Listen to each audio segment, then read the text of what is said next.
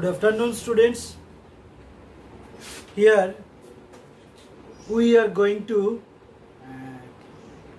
learn from the subject social science, part of that economics of the NCERT book, first chapter, development. Here development, the word is very much familiar to us. Development. But in economics, you have to understand what does it mean by development. Development in economics, development in wider concept, that is qualitative progression. Qualitative progression means or change. Qualitative change.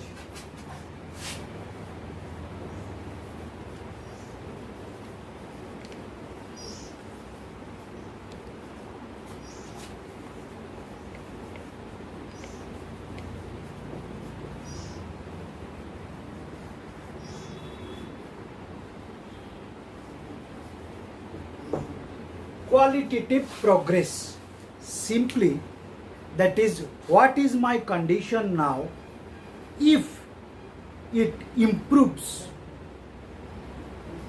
this improvement may be monetarily. Along with it, there are some other concepts which are included in this. What are these? That is health facilities, education. These will be included in this progress. But basically, the economic progress, that is your financial condition, if it improves, then along with your education and health, then what was your condition 1 year before and what is your condition just now, if it improves in both the cases, then you can say you have developed a little bit, or you have developed. In wider concept, if we discuss about the nation, what is I am talking about myself, that is the same thing as a whole, as a total of the total people of any country with its geographical jurisdiction. That means where economic development means the financial development, as well as along with it educational improvement, health facilities, wider health facilities. These all will include in this development one after another. And as a whole, if the condition improves, then I can say yes, development is occurring. Now, first criteria to calculate the development, first, that is per capita income.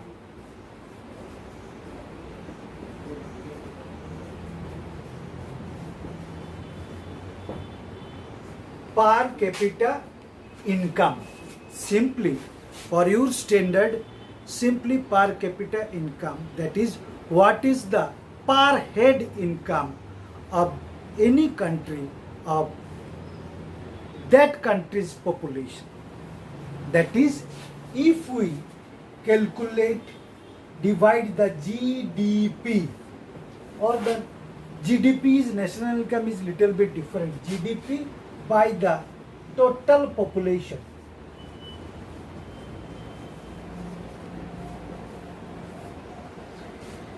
GDP means, in simple term I am explaining because the chapter is development. GDP means gross domestic production. That means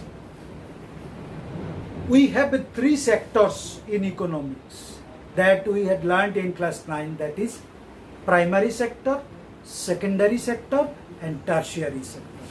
primary sector is that is completely deals in agriculture. Here agriculture is not only cultivation. Here you will include the pisciculture, that is fishery, poultry, piggery, all will come, that is mining, that will all come under primary sector. The basic production from the primary sector, that is total value of the monetary value of the total of the primary sector. Similarly, the secondary sector, total value.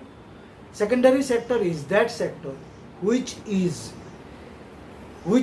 in the production, that is industrial sector. Industrial sector is that where we produce, say, cotton and textile industry, iron and steel industry, software industry. There are different types of industry where we using the raw materials that we get from the primary sector and use them as raw material, and other labor, factory cost, electricity, water, all will include in this. But it is different issue. The total value of the secondary sector, monetary value, and the total monetary value of the third sector, that is tertiary sector, which includes the primary sector and secondary sector both, such as communication, transport system. These are tertiary sectors. Distribution, marketing, these are tertiary sector.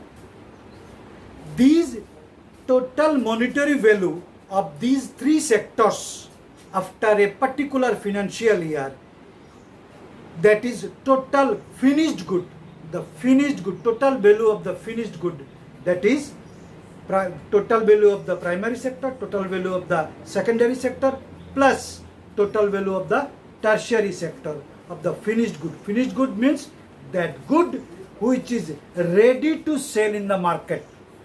Say if I take this pen like this, if in any shop, if the shopkeeper shows this pen, I am not going to purchase it. If the cap is here and it properly sealed, then it is ready to sell. Then it is finished good. The total value of the finished good of the three sectors, primary, secondary and tertiary, and that is the total value of this is known as GDP, gross domestic product. In every country there is a GDP, and if we divide that GDP by the total population of that country, we shall get the per capita income, that is per head income per year. Now, according to this phenomena, the previous calculation, related now 2012, 2 and 3, if to compare which country is developed in the sense of per capita income, we have to calculate the total income or per capita income of any country in similar type of currency, because we know we use rupee in India, but in United States of America we use US dollar. The valuation of these currencies are different in different countries. That is why we have to convert all the incomes in particular unit. Normally it is converted in US dollar because it is widely circulated all over the world. According to this calculation, any country, if the per capita income, that is rich country, rich,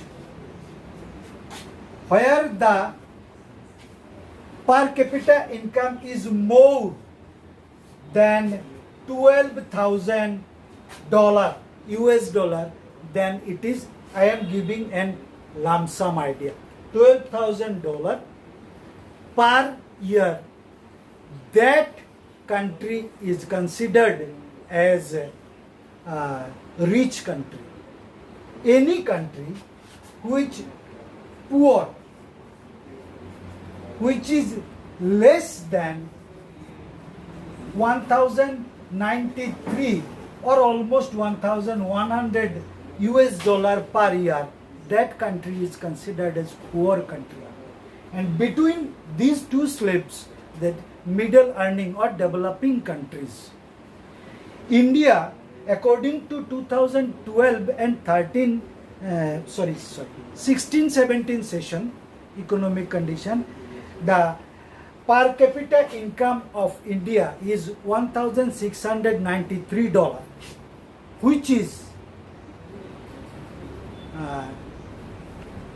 considered as developing, and it ranks 112th in the 134 countries of World Bank of India's calculation. So this is the first criteria to know whatever a country is developed in terms of its monetary income by calculating the per capita income. If it is more than $12,000 per year according to 2002 and 3's calculation, then that country will be considered as the rich, and any country around this income will be treated as poor country, and more than this but below 12,000 US dollar, that is developing countries. So in terms of this, we categorize the worldwide nations in three categories: rich, poor and developing. The poor term nowadays is not used. Lesser developed and developing countries. India, present income around $1,700 per year, which is considered as developing countries. It ranks as 112th out of 134 countries of World Bank of India. Now in my next class I shall discuss about the other points of the or the criteria of the development. Thank you.